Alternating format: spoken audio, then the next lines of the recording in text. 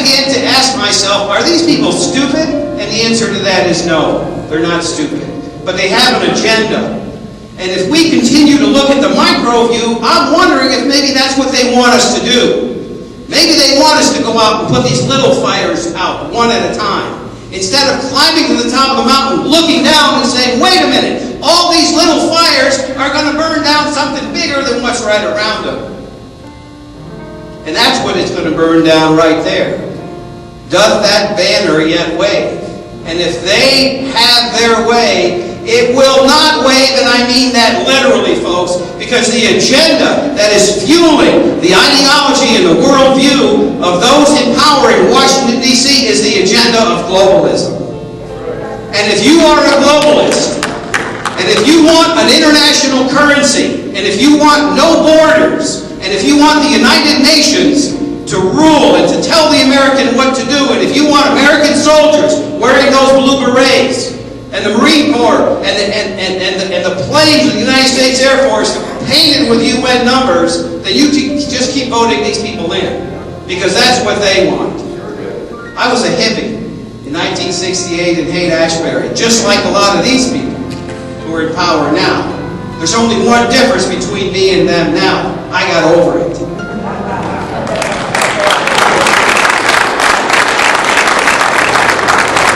They say if you're not a liberal when you're young, you have no heart. They say if you're not a conservative when you're old, you have no brain. I vote with my brain. Globalism is the ultimate political goal of the legislative ruling class. The legislative ruling class. Now there are three words that should never go together, but they do. Legislative ruling class. And I began to scratch my head a little bit more. And I began to say, why are these people saying, we know what's best for you, therefore we don't have to listen to you? And I began to look back into U.S. history a little bit. And I began to ask myself this question. Why did we fight the Revolutionary War? Why? And then I asked myself this question. Who did we fight the Revolutionary War against? Well, we fought it against the British, but more specifically, we fought the Revolutionary War against King George III. Now, do you know much about King George III? He's an interesting character. You know why? Because he lives today.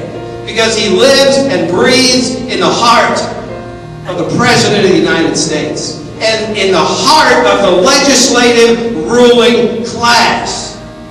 King George III was an elitist. You ever heard that word?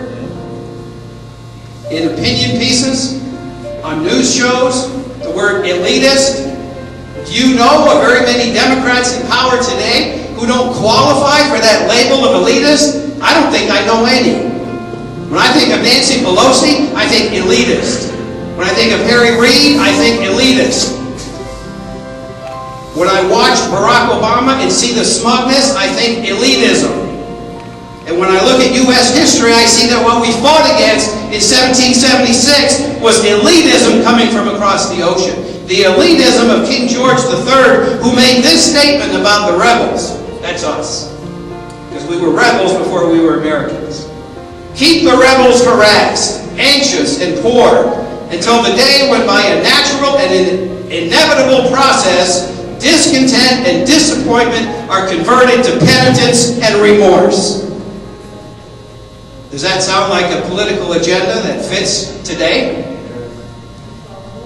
Does that sound like maybe eliminating the middle class, which was the political agenda of people who reflect and represent the views of those in power today? People who put card-carrying communists in government posts within the White House? King George was so intent on keeping this ruling class, this ruling class, this royalty class alive that he actually passed a law throughout the British Empire that made it a crime for a commoner, that would be us, to marry a royal. And today we have a political system that basically says if you don't have tens of millions of dollars, you ain't going nowhere politically. That's the same spirit, folks. That's the spirit of King George III. That's the spirit that American blood was shed to fight and to oppose and conquer.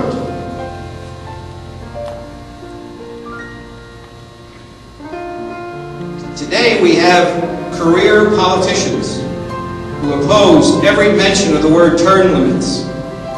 Thomas Jefferson had an answer for that.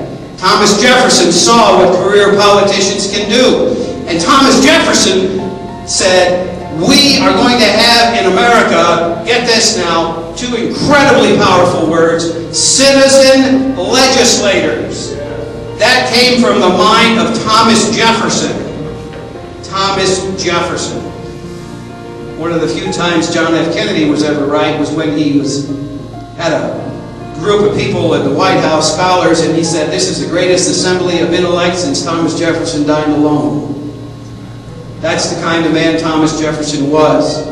Thomas Jefferson wanted citizen legislators. You know what scares liberals to death about Nancy Pelosi, Sarah Palin? You know what scares them to death about Sarah Palin? Sarah Palin is the quintessential citizen legislator.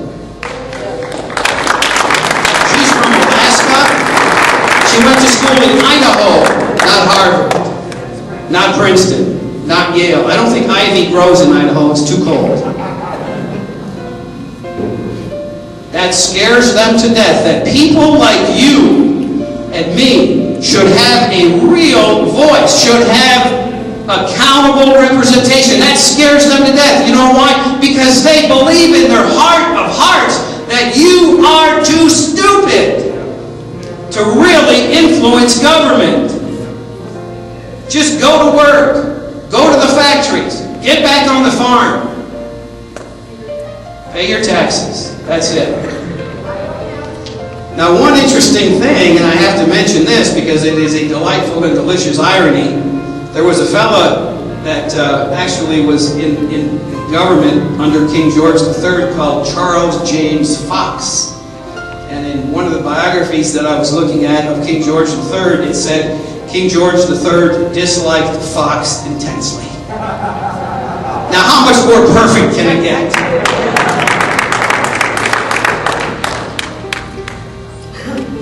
The essence of the Tea Party movement is that it is a rebellion against career politicians.